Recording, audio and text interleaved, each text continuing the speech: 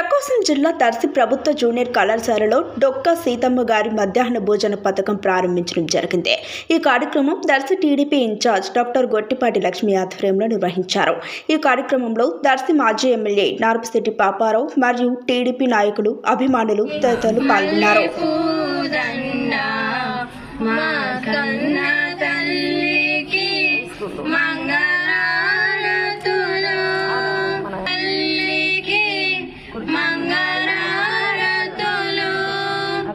కడుపులో బంగారు తెలుగు తల్లి, జై తెలుగు తల్లి.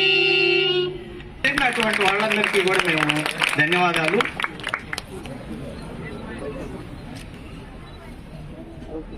అందరికీ నమస్కారం.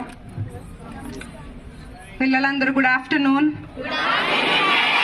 బాగున్నారా అందరూ? ఇవాళ ఈ ప్రోగ్రాంకి ఆహ్వానించిన ప్రిన్సిపల్ ఎస్వి సుబ్బారావు గారికి, అట్లాగే వేదిక మీద ఉన్న పాపారావు అంకుల్కి, దార్సీ హై స్కూల్ ప్రిన్సిపల్ గారికి, ఎంఈఓ గారికి, స్టీవెన్ అన్నకు, ఇంకా ఇక్కడ వచ్చిన అందరు పెద్దలకు, మొత్తం 475 కాలేజెస్ గాను ఈ మధ్యాహ్న భోజనం పథకం స్టార్ట్ అవబోతుంది. దీనివల్ల మీలాగే ఎంతో మంది స్టూడెంట్స్ ఈ అవకాశాన్ని వినియోగించుకుంటారు. దీనివల్ల ఆరోగ్యమైన భోజనం తినే మంచి అవకాశం మనకి గవర్నమెంట్ ఇస్తుంది. 1,48,420 మంది విద్యార్థులు ఈ పథకం వల్ల లబ్ధి పొందుతున్నారు. మన కూటమి ప్రభుత్వం ఏర్పడ్డాక గౌరవ ముఖ్యమంత్రి చంద్రబాబు నాయుడు గారు, డిప్యూటీ సీఎం పవన్ కళ్యాణ్ గారు ఒక మంచి ప్రజా ప్రభుత్వాన్ని అందిస్తున్నారు. అందరూ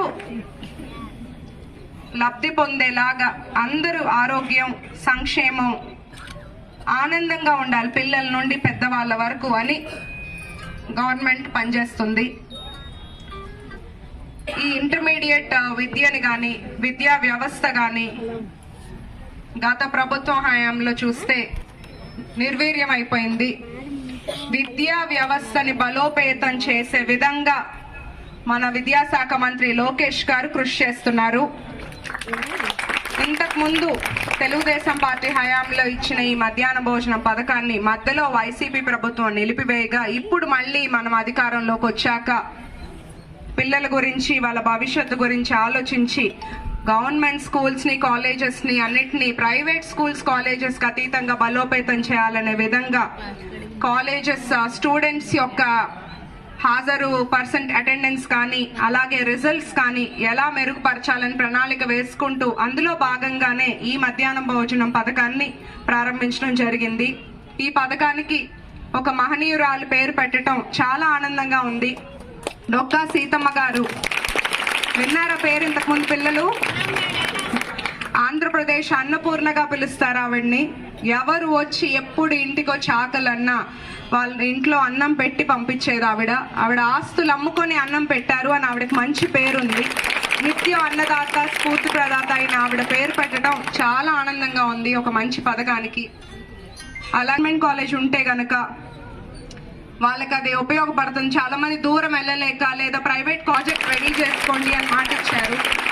నాకు ఎప్పుడు కూడా చదువు అన్నా, చదువుకునే పిల్లలన్నా చాలా ఇష్టము.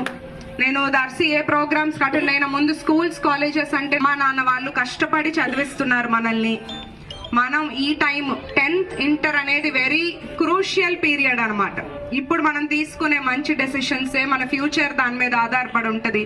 అందరూ బాగా చదువుకొని మంచి ఉన్నత పొజిషన్స్ లోకి వచ్చి మీరు ఇంకా మీ అమ్మా నాన్నని చూసుకోవాల్సిన బాధ్యత మీది. ఎప్పుడు వాళ్ళు కష్టపడటం కాదు, మనం కష్టపడి వాళ్ళని సంతోషంగా చూసుకోవాలి. మీ అందరితో ఈ ప్రోగ్రాంలో పార్టిసిపేట్ చేస్తున్నందుకు నాకు చాలా ఆనందంగా ఉంది. ఒక డాక్టర్గా నేను చాలా కష్టపడి చదువుకున్నాను. ఇంటర్లో ఉదయం 6 నుంచి రాత్రి 11 దాకా చదువుకునేదాన్ని. మీరందరూ బాగా కష్టపడి చదువుకొని మంచి పొజిషన్స్కి రావాలి. ఎప్పుడు ఏ సహాయం కావాలన్నా నేను మీకు అందుబాటులో ఉంటానని మాట ఇస్తున్నాను. పిల్లలు అట్లా పూలు వేయొద్దు, మీరు మీ చదువు మీద దృష్టి పెట్టండి. టీచర్స్ కూడా అట్లాంటివి ప్లీజ్ పిల్లల చేత చేపియొద్దండి. తల మీద, కాళ్ళ దగ్గర అట్లా చేయకూడదు. ఎవరికి వాళ్ళకి సెల్ఫ్ రెస్పెక్ట్ ఉండాలి. పిల్లల్ని అలానే నేర్పించాలి వాళ్ళకి కూడా. ఎప్పుడు ఏ ఇబ్బంది ఉన్నా ఇంటికి వచ్చి కలవండి.